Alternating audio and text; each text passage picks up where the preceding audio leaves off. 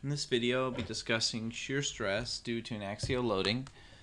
In this video, I'm just going to be focusing on a simple situation, this little bar that has a cross-sectional area of 2 inches by 3 inches.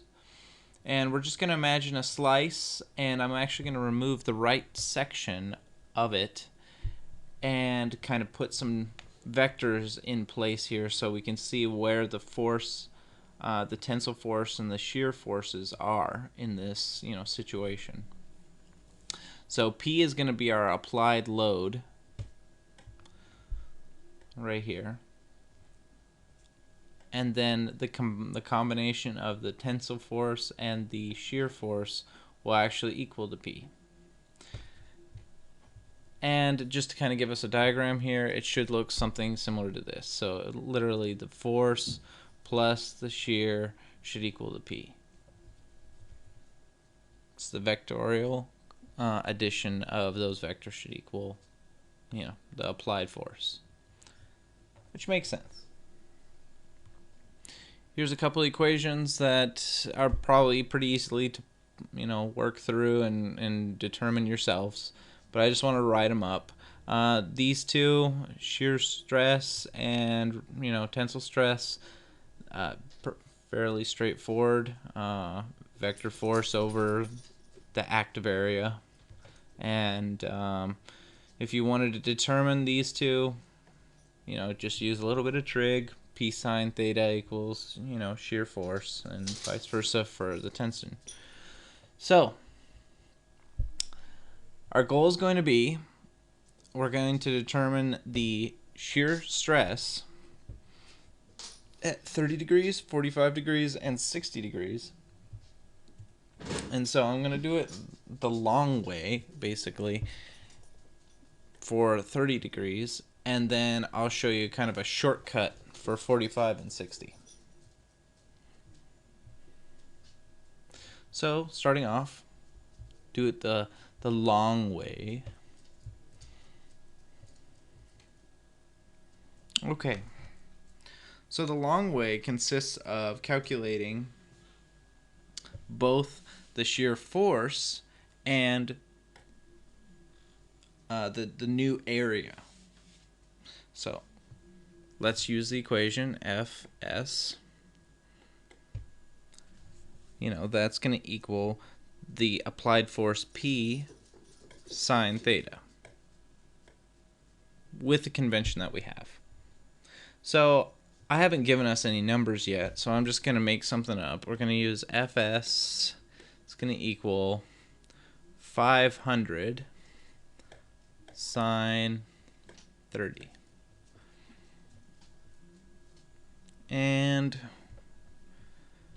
that one shouldn't be too hard. Equals 250 pounds.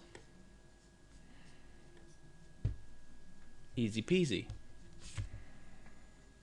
Now if we want to come up with the area at that angle, because if you were to imagine some sort of slice in a board,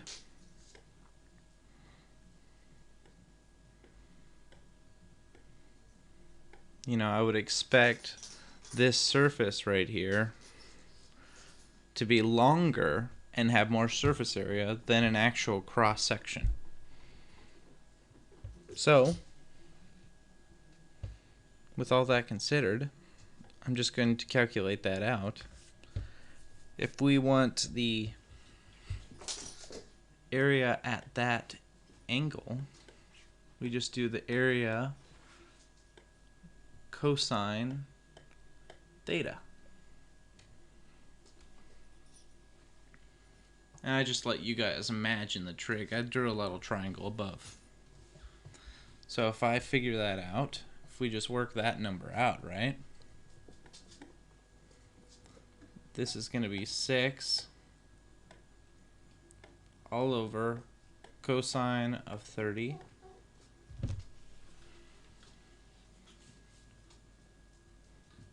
which is going to equal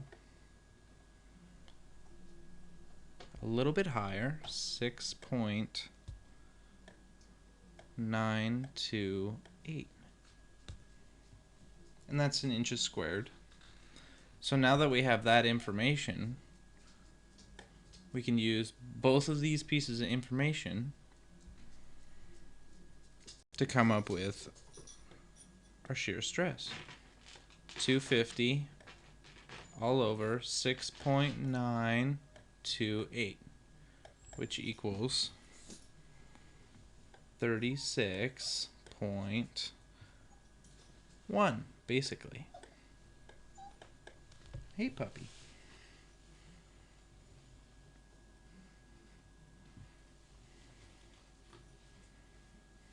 Now that we've calculated everything out in that manner, let's take a step back. Okay, so we've calculated 36 psi for 30 degrees. And I've taken up a majority of the paper trying to do it. Although I do write big. Now I'm just going to quickly calculate out, using those same equations, all the ones that we just did, I'm going to slap them all into one equation, and I'll let you guys figure out the math yourself. But basically, the general equation should look something like this.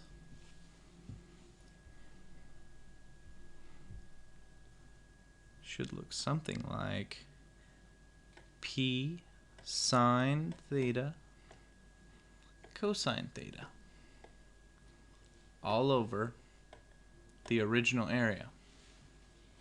So with that original area, we could just, if we want to calculate the shear stress, all we have to do is do a quick multiplication of this. So if we wanted to find this, say at 45 degrees, all we'd have to do is say 500 sine 45 times cosine 45. Running out of space here. All over 6 inches. Which, if we just multiply that out, that equals 250 on top, divide by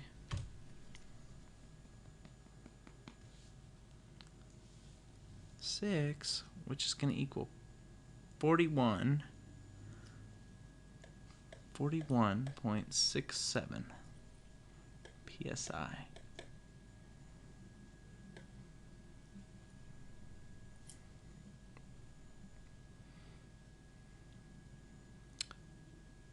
Fairly simple. Let me just redo that so that we can make sure we understand it. Shear stress of 60 is going to be P, so let's actually cross that out. Let's undo that. Let's call this 500.